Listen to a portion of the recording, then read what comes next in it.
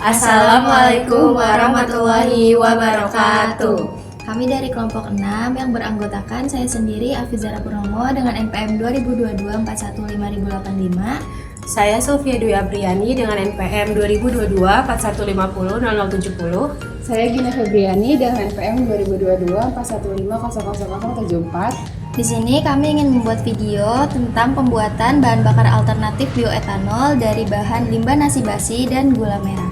Berikut merupakan videonya. Alat dan bahan yang digunakan dalam proses sakarifikasi pada pembuatan bioetanol dari limbah nasi basi dan gula merah yaitu alatnya yang pertama ada baskom, yang kedua ada blender, yang ketiga ada timbangan, yang keempat ada botol plastik 1,5 liter, yang kelima ada panci, dan yang keenam ada kompor gas. Berikut bahannya yaitu yang pertama 500 gram nasi basi, yang kedua 2000 ml air, dan yang ketiga ragi Saccharomyces cerevisiae. Langkah pertama yang harus kita lakukan yaitu menimbang limbah nasi basi sebanyak 500 gram. Setelah limbah nasi basi ditimbang, masukkan nasi basi tersebut ke dalam chopper atau blender untuk dihaluskan. Untuk 500 gram nasi basi, kita memerlukan 1000 ml air.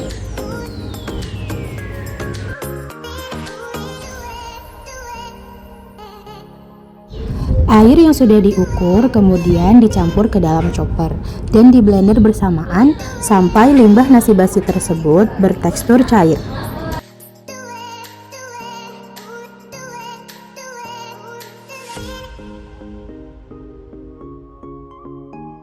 Setelah limbah nasi basi yang sudah bertekstur cair, tuangkan cairan ke dalam panci.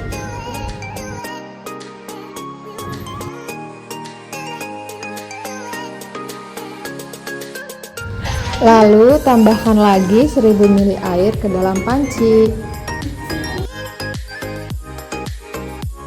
Nyalakan kompor lalu aduk cairan limbah nasi basi supaya nasi yang sudah dihaluskan tidak mengendap di bawah permukaan panci. Kemudian potong halus gula merah agar gula merah tersebut mudah larut ketika dimasukkan ke dalam panci. Langkah selanjutnya, masukkan gula merah yang sudah dipotong halus ke dalam panci.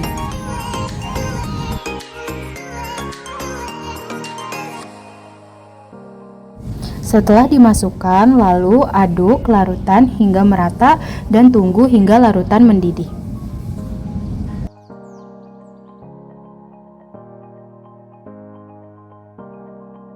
Tuangkan larutan yang sudah mendidih tadi ke dalam wadah agar larutan tersebut cepat dingin.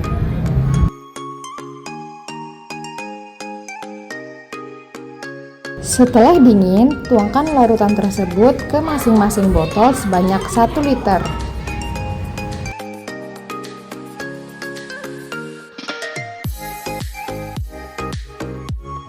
Langkah berikutnya, haluskan ragi menggunakan ulekan supaya hancur.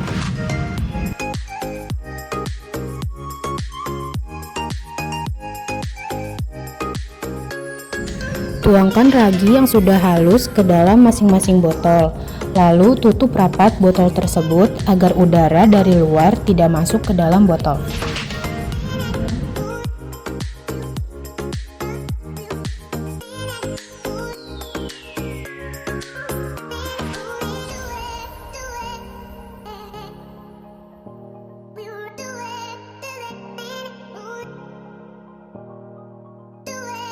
Setelah ragi yang sudah dimasukkan ke dalam botol, kemudian kocok botol tersebut sampai larutan ragi tercampur secara merata. Setelah itu, larutan difermentasikan selama 5 hari agar memisahkan endapan nasi dan cairan hasil sakarifikasi.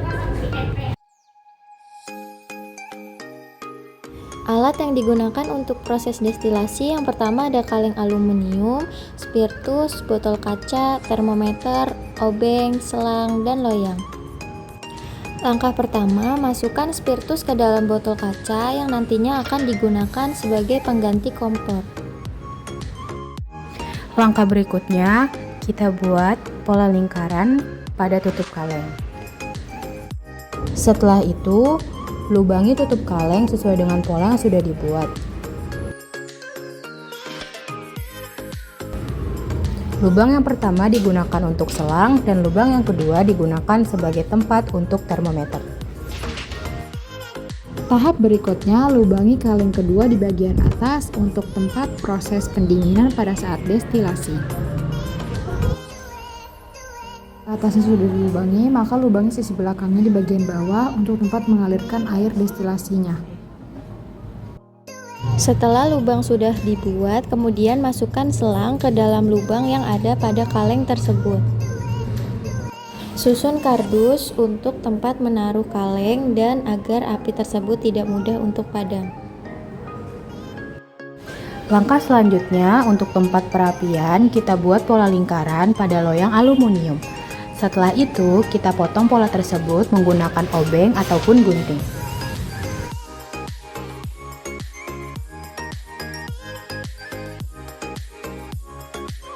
Loyang ini digunakan agar kaleng tetap sejajar dan juga tidak jomplang.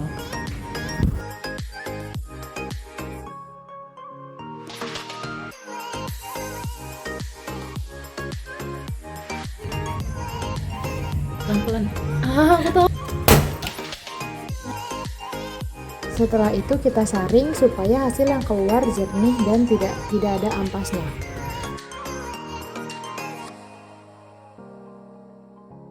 Masukkan es batu ke salah satu kaleng untuk proses pendinginan pada saat destilasi. Kemudian tutup kaleng yang sudah diberi es batu tadi. Letakkan api di tengah-tengah loyang aluminium, lalu taruh kaleng yang di dalamnya terdapat cairan fermentasi. Setelah itu, proses destilasi pun siap dimulai.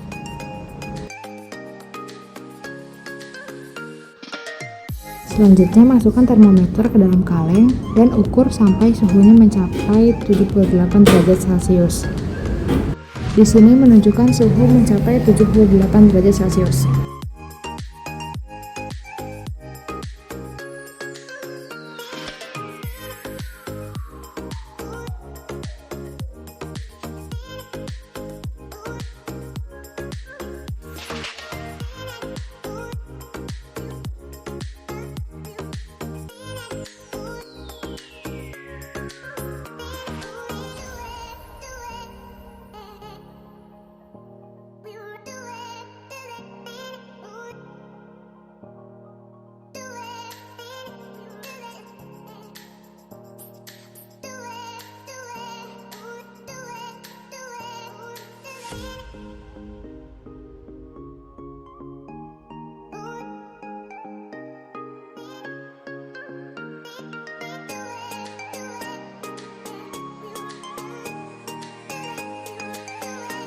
Berikut ini merupakan hasil dari proses destilasi, di mana cairan yang bening merupakan cairan setelah proses destilasi dan cairan yang keruh merupakan cairan sebelum proses destilasi.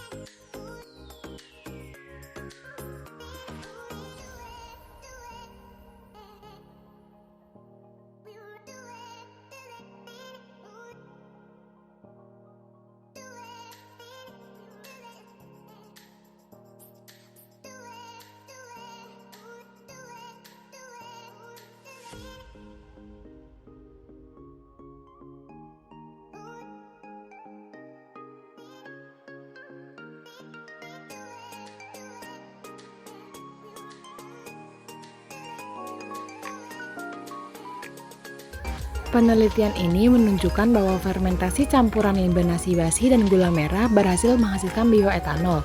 Nasi basi berperan sebagai bahan utama, sedangkan gula merah membantu mempercepat dan mendukung proses fermentasi.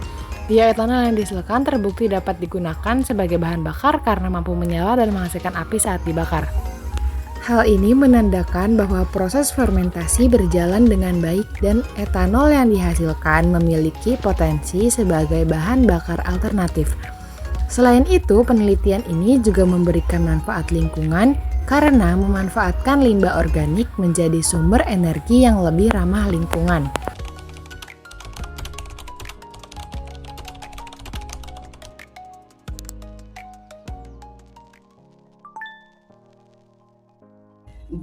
Sekian video pembuatan bahan bakar alternatif bioetanol dari limbah nasi basi dan gula merah dari kelompok 6. Kurang lebihnya mohon maaf. Wassalamualaikum warahmatullahi wabarakatuh.